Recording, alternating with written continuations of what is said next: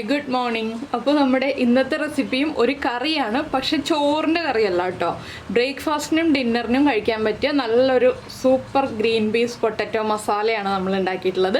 അപ്പോൾ ഇതിൽ ചില ചേരുവകളൊക്കെ നിങ്ങൾക്ക് ഓപ്ഷനിലാണ്, അവോയ്ഡ് ചെയ്യാം. അതിൻ്റെ കാര്യങ്ങൾ ഏതൊക്കെയാണെന്നുള്ളത് ഞാനിപ്പോൾ പറയുന്നുണ്ട്. അപ്പോൾ അത് ഒഴിവാക്കിയിട്ടാണെങ്കിലും ഈ കറി ഉണ്ടാക്കാം, അത് ചേർത്തിട്ടാണെങ്കിലും ഈ ഒരു കറി ഉണ്ടാക്കാം. രണ്ട് രീതിയിൽ കറി ഉണ്ടാക്കിയാലും ടേസ്റ്റ് തന്നെയാണ്. പിന്നെ തേങ്ങാപ്പാൽ ഒഴിവാക്കാതിരിക്കുകയായിരിക്കും കൂടുതൽ നല്ലത്. തേങ്ങാപ്പാൽ എന്ന് കേൾക്കുമ്പോൾ തന്നെ വീഡിയോ സ്കിപ്പ് ചെയ്ത് പോകരുത് കേട്ടോ. വീഡിയോ മുഴുവൻ കണ്ടിട്ട് തേങ്ങാപ്പാൽ ചേർക്കണോ വേണ്ടയോ എന്ന് തീരുമാനിക്കൂ. അപ്പോൾ എന്തായാലും നമ്മുടെ ഈ ഒരു കറി എങ്ങനെയാണ് തയ്യാറാക്കുന്നത് നമുക്ക് നോക്കാം. നമുക്ക് നമ്മുടെ ഇൻഗ്രീഡിയൻസ് നോക്കാം. നമ്മളിപ്പോൾ ഒരു 3/4 കപ്പ് ഗ്രീൻ പീസ് 8 മണിക്കൂർ വെള്ളത്തിൽ സോക്ക് ചെയ്തെടുത്തിട്ടുണ്ട്. അതുപോലെ തന്നെ ഒരു ചെറിയ തക്കാളി എടുത്തിട്ടുണ്ട്. വലിയ തക്കാളി എടുക്കണ്ട കേട്ടോ, എന്താണെന്ന് വെച്ചാൽ ഒരുപാട് പുളി വേണ്ട, ചെറിയൊരു തക്കാളിയുടെ ആ ഒരു പുളി ടേസ്റ്റ് മതി. പിന്നെ ഒരു ഉരുളക്കിഴങ്ങ് എടുത്തിട്ടുണ്ട്. നിങ്ങൾക്ക് കൂടുതൽ ഉരുളക്കിഴങ്ങ് വേണമെന്നുണ്ടെങ്കിൽ ചേർക്കാം. അപ്പോൾ ഗ്രീൻ പീസിൻ്റെ അളവും വ്യത്യാസം വരുത്താം. ഞാനിപ്പോൾ ഒരു വലിയ ഉരുളക്കിഴങ്ങ് എടുത്തിട്ടുണ്ട്. 2 സവോള എടുത്തിട്ടുണ്ട്. ഒരു പീസ് ഇഞ്ചി എടുത്തിട്ടുണ്ട്, ചെറിയ പീസ് ഇഞ്ചിയാണ്. അതുപോലെ തന്നെ വലിയ അല്ലി വെളുത്തുള്ളി ആണെങ്കിൽ 3 അല്ലി വെളുത്തുള്ളി എടുക്കുക, ചെറിയ അല്ലി ആണെങ്കിൽ 6 അല്ലി വെളുത്തുള്ളി എടുക്കുക, കുറച്ച് മല്ലിയില. പിന്നെ എടുത്തിരിക്കുന്നത് പച്ചമുളകാണ്, അത് നമ്മുടെ എരിവനുസരിച്ച് എടുക്കാം. ഞാനിപ്പോൾ 4 പച്ചമുളക് എടുത്തിട്ടുണ്ട്. നമ്മളിതിലേക്ക് മുളക് പൊടി ചേർക്കുന്നില്ല, അതുകൊണ്ടാണ് പച്ചമുളക് കൂടുതൽ എടുത്തിട്ടുള്ളത്. അപ്പോൾ ആദ്യം നമുക്ക് ഈ ഉരുളക്കിഴങ്ങും ഗ്രീൻ പീസും ചേർത്ത് വേവിക്കാൻ വെക്കണം. നിങ്ങളുടെ കയ്യിലുള്ള ഗ്രീൻ പീസിന് 1-2 വിസിലിൽ നന്നായിട്ട് കുക്കായി കിട്ടുമെന്നുണ്ടെങ്കിൽ ഉരുളക്കിഴങ്ങ് ഗ്രീൻ പീസും ചേർത്ത് വേവിക്കാം, ഇല്ലെങ്കിൽ രണ്ടും സെപ്പറേറ്റ് വേവിക്കണം. ഗ്രീൻ പീസ് വേവാൻ കൂടുതൽ വിസിൽ ആവശ്യമാണെന്നുണ്ടെങ്കിൽ ഉരുളക്കിഴങ്ങ് ഗ്രീൻ പീസ് പകുതി കുക്കായി കഴിഞ്ഞിട്ട് മാത്രം ചേർക്കാം, ഇല്ലെങ്കിൽ ഒരുമിച്ച് തന്നെ കുക്കറിലേക്ക് മാറ്റാം. ഞാനിപ്പോൾ ഉരുളക്കിഴങ്ങും കൂടി ഒന്ന് കട്ട് ചെയ്തെടുത്തിട്ട് ഗ്രീൻ പീസിൻ്റെ കൂടെ തന്നെ വേവിക്കുകയാണ്. ഒറ്റ വിസിലിൽ തന്നെ രണ്ടും കുക്കായി കിട്ടും. അപ്പോൾ നമ്മൾ നമ്മുടെ ഗ്രീൻ പീസൊക്കെ കഴുകി വൃത്തിയാക്കി എടുത്തിട്ടുണ്ട്, അത് കുക്കറിലേക്ക് മാറ്റാം. ഇതിൻ്റെ കൂടെ തന്നെ നമ്മൾ കട്ട് ചെയ്ത് വെച്ചിരിക്കുന്ന ഉരുളക്കിഴങ്ങും കൂടി ചേർത്ത് കൊടുക്കാം. ഇതിലേക്ക് ഇനി ചേർക്കുന്നത് ഉരുളക്കിഴങ്ങിനും ഗ്രീൻ പീസിനും ആവശ്യമായിട്ടുള്ള ഉപ്പ്, അതുപോലെ തന്നെ ഒരു 1/4 ടീസ്പൂൺ മഞ്ഞൾപ്പൊടി. പിന്നെ നമുക്ക് വേണമെന്നുണ്ടെങ്കിൽ വെളുത്തുള്ളി ഈ ഉരുളക്കിഴങ്ങിൻ്റെയും ഗ്രീൻ പീസിൻ്റെയും കൂടെ ചേർത്ത് വേവിക്കാം, അല്ലാന്നുണ്ടെങ്കിൽ നമുക്ക് വഴറ്റിയെടുക്കുമ്പോൾ അതിൽ ചേർക്കാം. അപ്പോൾ ഞാൻ ഇത്രയും വെള്ളം വെച്ചിട്ടുണ്ട്, 1 കപ്പ് വെള്ളം വെച്ചിട്ടുണ്ട് ഗ്രീൻ പീസിൻ്റെ ഉരുളക്കിഴങ്ങിൻ്റെ ഒപ്പം നിൽക്കുന്ന രീതിയിൽ. ഇനി നമുക്ക് ഒരു വിസിൽ വരുന്നത് വരെ കുക്ക് ചെയ്തെടുക്കാം. ഞാൻ വെളുത്തുള്ളി വഴറ്റിയെടുക്കുകയാണ് ചെയ്യുന്നത്, ഇതിൻ്റെ കൂടെ ചേർത്ത് വേവിക്കുന്നില്ല. അപ്പോൾ ഇത് ഒന്ന് കുക്കായി വരട്ടെ. ഈ സമയത്ത് നമുക്ക് നമ്മുടെ സവോള നീളത്തിൽ കട്ട് ചെയ്യാം, തക്കാളി ചെറുതായിട്ട് കട്ട് ചെയ്യാം, ഇഞ്ചിയും വെളുത്തുള്ളിയും ഒക്കെ കട്ട് ചെയ്തെടുക്കാം. എല്ലാം റെഡിയാക്കി വെക്കാം. അപ്പോൾ നമ്മുടെ ഗ്രീൻ പീസും ഉരുളക്കിഴങ്ങും കുക്കായി കഴിഞ്ഞു. ഞാൻ കുക്കർ മാറ്റി വെച്ചിട്ടുണ്ട്, വേറൊരു പാൻ വെച്ചിട്ടുണ്ട് നമ്മുടെ മസാലകളൊക്കെ റെഡിയാക്കാനായിട്ട്. അതിലേക്ക് നമുക്ക് വെളിച്ചെണ്ണ ചേർക്കാം. വെളിച്ചെണ്ണയിൽ ചെയ്യുകയാണെങ്കിലും വേറെ വെജിറ്റബിൾ ഓയിലിൽ ചെയ്യുകയാണെങ്കിലും കുഴപ്പമൊന്നുമില്ല കേട്ടോ, ഏത് ഓയിൽ വേണമെങ്കിലും നമുക്ക് ചെയ്യാം. ഒരു 2 ടേബിൾ സ്പൂൺ വെളിച്ചെണ്ണ ചേർത്തിട്ടുണ്ട്. നിങ്ങൾക്ക് 1.5 ടേബിൾ സ്പൂൺ മതിയെന്നുണ്ടെങ്കിൽ അത്രയും ചേർക്കാം. വെളിച്ചെണ്ണ ഒന്ന് ചൂടായി തുടങ്ങുമ്പോൾ നമ്മളിതിലേക്ക് പെരിഞ്ജീരകമാണ് ചേർക്കുന്നത് കേട്ടോ, കടുക് ചേർക്കുന്നില്ല. പെരിഞ്ജീരകം ഒരു ടീസ്പൂൺ ചേർത്ത് കൊടുക്കാം. കടുക് നിങ്ങൾക്ക് വേണമെന്നുണ്ടെങ്കിൽ ചേർക്കാം, ഞാനിപ്പോൾ പെരിഞ്ജീരകം ചേർക്കുന്നു എന്നേ ഉള്ളൂ. പെരിഞ്ജീരകത്തിൻ്റെ ഫ്ലേവർ ആ എണ്ണയിലേക്ക് വരാനാണ് നമ്മൾ ആദ്യമേ തന്നെ പെരിഞ്ജീരകം ചേർക്കുന്നത്. പെരിഞ്ജീരകം ഒന്ന് ചൂടായി വരട്ടെ. ഒന്ന് നന്നായി ചൂടായി വന്നിട്ടുണ്ട്. ഇനി നമ്മളിതിലേക്ക് ചേർക്കുന്നത് നമ്മൾ എടുത്ത് വെച്ചിരുന്ന ഇഞ്ചി, വെളുത്തുള്ളി, പച്ചമുളക്, ഇതെല്ലാം നീളത്തിൽ കട്ട് ചെയ്തെടുത്തിട്ടുണ്ട്. പച്ചമുളക് സ്പ്ലിറ്റ് ചെയ്താണ് എടുത്തിട്ടുള്ളത്. ചേർത്ത് ഒന്ന് നന്നായിട്ട് ഇളക്കി മിക്സ് ചെയ്യുക. ആ വെളുത്തുള്ളിയുടെ ഫ്ലേവറും ഇഞ്ചിയുടെ ഫ്ലേവറും ഒക്കെ നമ്മുടെ എണ്ണയിലേക്ക് പിടിച്ചു വരണം. ഇഞ്ചിയൊന്നും വല്ലാതെ മൂപ്പായി പോകണ്ട, എന്താണെന്ന് വെച്ചാൽ ഓവർ കുക്കായി പോയിട്ടുണ്ടെങ്കിൽ നമ്മുടെ സവോളയുടെ കൂടെ വീണ്ടും വഴറ്റുമ്പോൾ അത് കരിഞ്ഞു പോകും. അതുകൊണ്ട് ഒന്ന് ചെറുതായിട്ട് കുക്കായി തുടങ്ങുമ്പോൾ തന്നെ നമുക്ക് നമ്മൾ കട്ട് ചെയ്ത് വെച്ചിരിക്കുന്ന സവോള ചേർത്ത് കൊടുക്കാം. സവോളയും നീളത്തിൽ തിന്നായിട്ടാണ് സ്ലൈസ് ചെയ്തെടുത്തിട്ടുള്ളത്.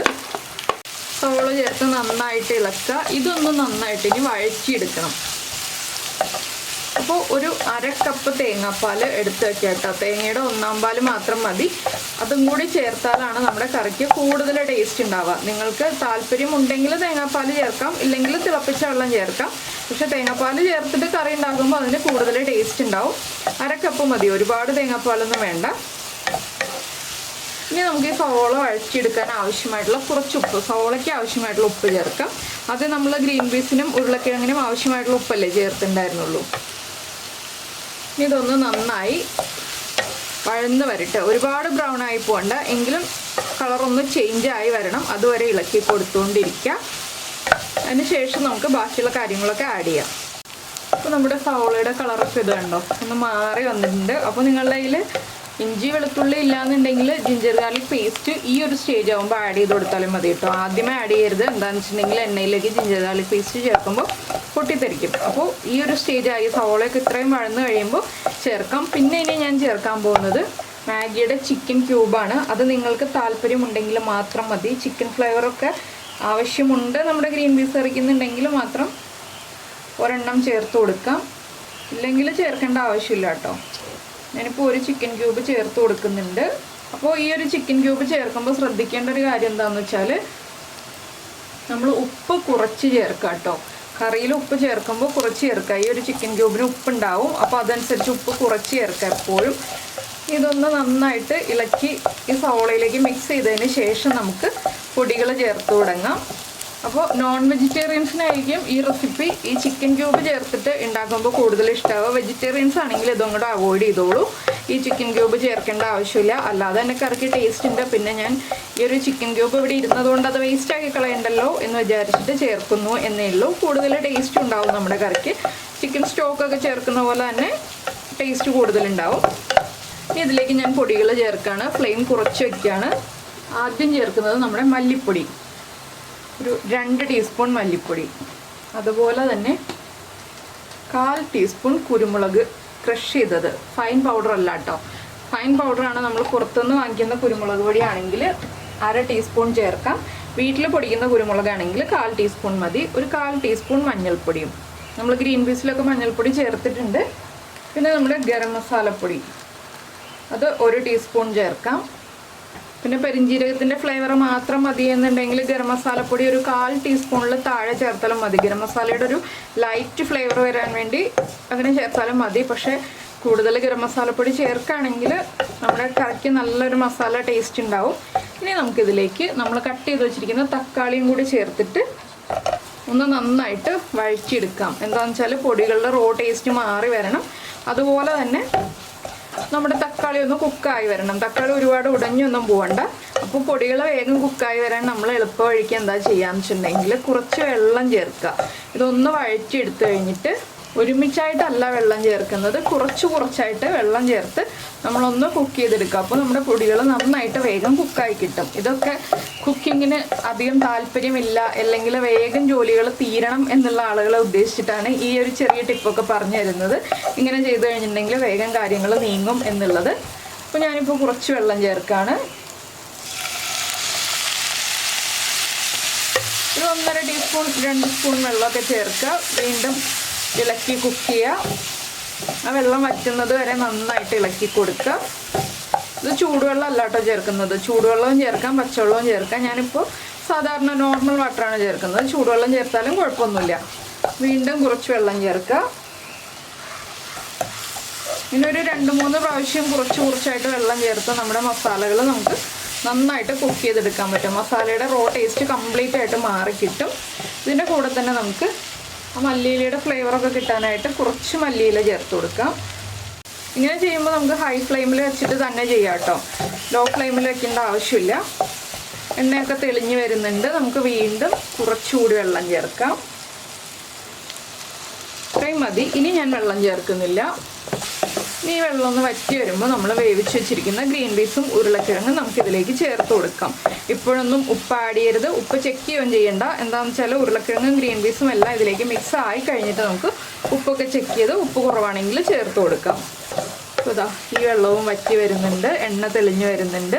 ഇനി നമുക്ക് നമ്മുടെ ഗ്രീൻ പീസും ഉരുളക്കിഴങ്ങും ചേർത്ത് കൊടുക്കാം. ഗ്രീൻ പീസൊക്കെ ആവശ്യത്തിന് കുക്കായിട്ടുണ്ട്. കുറച്ചൊക്കെ ഉടഞ്ഞ് വന്നിട്ടുണ്ട്. കുറച്ച് ഉടഞ്ഞ് വന്നാലേ ഈ ഒരു കറിക്കൊക്കെ ടേസ്റ്റ് ഉണ്ടാവുള്ളൂ. ഉടയാത്ത ഗ്രീൻ പീസ് ആണെന്നുണ്ടെങ്കിൽ നമുക്ക് കടിക്കുമ്പോൾ അത്ര സുഖം ഉണ്ടാവില്ല. ചെറുതായിട്ടൊന്ന് ഉടഞ്ഞ് കിട്ടണം. അപ്പോൾ നിങ്ങളുടെ കയ്യിലുള്ള ഗ്രീൻ പീസിൻ്റെ കുക്കിംഗ് ടൈം അതാണ് ഞാൻ പറഞ്ഞത്, 1-2 വിസിൽ വരുന്നത് വരെ എന്നുള്ളത്. ഇനി ഇത് ഒരുപാട് ഉടഞ്ഞു പോകാത്ത രീതിയിൽ നമുക്കൊന്ന് ഇളക്കി മിക്സ് ചെയ്യാം. വെള്ളം കുറവാണെങ്കിൽ വെള്ളം ചേർത്ത് കൊടുക്കാം. ഉരുളക്കിഴങ്ങും കുക്കായി വന്നിട്ടുണ്ട് കേട്ടോ. അത് കണ്ടോ, നന്നായിട്ട് കുക്കായിട്ടുണ്ട്. നമ്മളൊന്ന് ഇളക്കി മിക്സ് ചെയ്തതിന് ശേഷം ഒന്ന് തിളയ്ക്കാനുള്ള സമയം കൊടുക്കുക. അപ്പോൾ നമ്മുടെ തക്കാളി ഉടഞ്ഞു പോയിട്ടില്ല. ഗ്രീൻ പീസ് കുറച്ചൊക്കെ ഉടഞ്ഞ് കറക്റ്റ് പാകത്തിലായി വന്നിട്ടുണ്ട്. പിന്നെ നിങ്ങൾക്ക് ഇതിലേക്കൊരു 2 മുട്ട വേണമെന്നുണ്ടെങ്കിൽ വേവിച്ചിട്ട് ചേർത്ത് കൊടുക്കാം കേട്ടോ. അപ്പോൾ ഗ്രീൻ പീസ് പൊട്ടറ്റോ എഗ് മസാലയാവും. അതൊക്കെ നമ്മുടെ ഇഷ്ടമാണ്. അതിപ്പോഴല്ല മുട്ട ചേർക്കുന്നത്, നമ്മൾ ലാസ്റ്റ് ചേർത്ത് കൊടുക്കുകയാണ് ചെയ്യുക. അപ്പോൾ ഇതാ നമ്മുടെ കറി തിളച്ച് വരുന്നുണ്ട്. ഇനി നമുക്കിതിലേക്ക് ഫ്ലെയിം കുറച്ച് വെച്ചിട്ട് നമ്മുടെ തേങ്ങാപ്പാൽ ചേർക്കാം. തേങ്ങാപ്പാൽ എടുക്കാൻ ബുദ്ധിമുട്ടാണെന്നുണ്ടെങ്കിൽ ഏതെങ്കിലും ഒരു ബ്രാൻഡിൻ്റെ കോക്കനട്ട് മിൽക്ക് പൗഡർ ചേർത്താലും മതി. ഞാനിപ്പോൾ അതാണ് ചെയ്യുന്നത്. രാവിലെ തന്നെ നമുക്ക് തേങ്ങാപ്പാൽ എടുക്കാമെന്നൊക്കെ പറഞ്ഞിട്ടുണ്ടെങ്കിൽ ബുദ്ധിമുട്ടുള്ള സമയമായിരിക്കും. അപ്പോൾ തേങ്ങാപ്പാൽ എടുക്കാമെന്ന് വെച്ചാൽ വലിയ ബുദ്ധിമുട്ടല്ല, പക്ഷേ ഒരു അരക്കപ്പ് തേങ്ങാപ്പാലിന് വേണ്ടി തേങ്ങ പിഴിയാന്ന് പറഞ്ഞിട്ടുണ്ടെങ്കിൽ ബുദ്ധിമുട്ടല്ലേ. അതുകൊണ്ടാണ് ഞാൻ കോക്കനട്ട് മിൽക്ക് പൗഡർ എടുക്കുന്നത്. ഇനി ഞാൻ ഫ്ലെയിം ഓഫ് ചെയ്തു. നമ്മുടെ ഈ കോക്കനട്ട് മിൽക്ക് പൗഡർ വെള്ളത്തിൽ മിക്സ് ചെയ്തത് ചേർത്തു. ഒന്ന് നന്നായിട്ട് ഇളക്കി കൊടുക്കുക.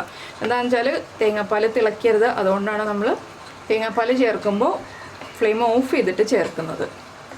ഇത് ഒന്നാം പാലായിട്ട് നല്ല കട്ടിപ്പാലായിട്ടാണ് എടുത്തിട്ടുള്ളത്. അപ്പോൾ കണ്ടോ, നമ്മുടെ potato green peas masala ready ആയി കഴിഞ്ഞു. ഇനി ഉപ്പ് ചെക്ക് ചെയ്യാം. ഉപ്പ് കുറവാണെങ്കിൽ ഉപ്പ് ആഡ് ചെയ്ത് കൊടുക്കാം. എരിവ് കുറവാണെങ്കിൽ 1-2 പച്ചമുളക് സ്പ്ലിറ്റ് ചെയ്ത് ചേർക്കാം, അല്ലെങ്കിൽ കുറച്ച് കുരുമുളക് പൊടി ചേർക്കാം. കറിയുടെ പാകമൊക്കെ കറക്റ്റാണ്. ഇത് കണ്ടോ, ചപ്പാത്തിക്കും അപ്പത്തിനും പൂരിക്കും ഇടിയപ്പത്തിനും പൊറോട്ടയ്ക്കും ഒക്കെ കൂടെ കഴിക്കാൻ പറ്റിയ നല്ലൊരു പാകത്തിലുള്ള കറിയാണ്. നിങ്ങൾ കുറച്ചുകൂടി ലൂസാക്കി വെച്ചിട്ടുണ്ടെങ്കിൽ ചൂട് മാറി കഴിയുമ്പോൾ ഒന്നുകൂടി കുറുകി വരും. അത് നമ്മുടെ ഇഷ്ടത്തിനനുസരിച്ച് ഗ്രേവിയുടെ അളവ് തീരുമാനിക്കുക. ഇപ്പോൾ 3/4 കപ്പ് തേങ്ങാപ്പാൽ ചേർക്കണോ 1 കപ്പ് തേങ്ങാപ്പാൽ ചേർക്കണോ എന്നുള്ളതൊക്കെ നമ്മുടെ ഇഷ്ടത്തിനനുസരിച്ച് തീരുമാനിക്കുക. നമുക്ക് കുറച്ചുകൂടി മല്ലിയില ചേർത്ത് ലാസ്റ്റ് ഗാർണിഷ് ചെയ്യാം. മല്ലിയുടെ തണ്ടാണ് കൂടുതൽ വീഴുന്നത്, മല്ലിയിലയല്ല. അപ്പോൾ ഇനി ഇതൊന്ന് ഇളക്കി ഒരു 5 മിനിറ്റ് അടച്ചു വെച്ച് കഴിഞ്ഞിട്ട് നമുക്ക് പ്രസൻറ്റ് ചെയ്യാം. എന്താണെന്ന് വെച്ചാൽ ആ മല്ലിയിലയുടെ ഫ്ലേവറൊക്കെ നമ്മുടെ കറിയിലേക്കൊന്ന് പിടിക്കാനാണ് ഒരു 5 മിനിറ്റ് അടച്ചു വയ്ക്കുന്നത്. ഇത്രയുള്ള പരിപാടി. അപ്പോൾ നിങ്ങൾ ഉണ്ടാക്കിയിട്ട് ചപ്പാത്തിയുടെ ആണോ അപ്പത്തിൻ്റെ ആണോ ഇടിയപ്പത്തിൻ്റെ ആണോ ഏതിൻ്റെ കൂടെയാണോ ഏറ്റവും ഇഷ്ടമായതെന്നുള്ളതൊന്ന് കമൻറ്റ് ചെയ്യണം കേട്ടോ. അതുപോലെ തന്നെ ലൈക്ക് ചെയ്യാനും മറന്നുപോയില്ലല്ലോ. ഇഷ്ടപ്പെട്ട റെസിപ്പിയാണെന്നുണ്ടെങ്കിൽ ബാച്ചിലേഴ്സിനും ജോലിക്ക് പോകുന്ന വീട്ടമ്മമാർക്കും ഒക്കെ ബ്രേക്ക്ഫാസ്റ്റിന് എളുപ്പത്തിൽ റെഡിയാക്കാൻ പറ്റിയ കറിയാണ്. എന്താണെന്ന് വെച്ചാൽ എല്ലാം ഒരുമിച്ച് കുക്കറിൽ വേവിക്കുക, ബാക്കിയുള്ള കാര്യങ്ങളും അഴിക്കുക, കറിയാക്കുക. പരിപാടി കഴിഞ്ഞു. അപ്പോൾ എല്ലാവരും ട്രൈ ചെയ്ത് നോക്കുമെന്ന് വിചാരിക്കുന്നു. അപ്പോൾ നമുക്ക് നമ്മുടെ അടുത്തൊരു റെസിപ്പിയുമായിട്ട് നാളെ കാണാം.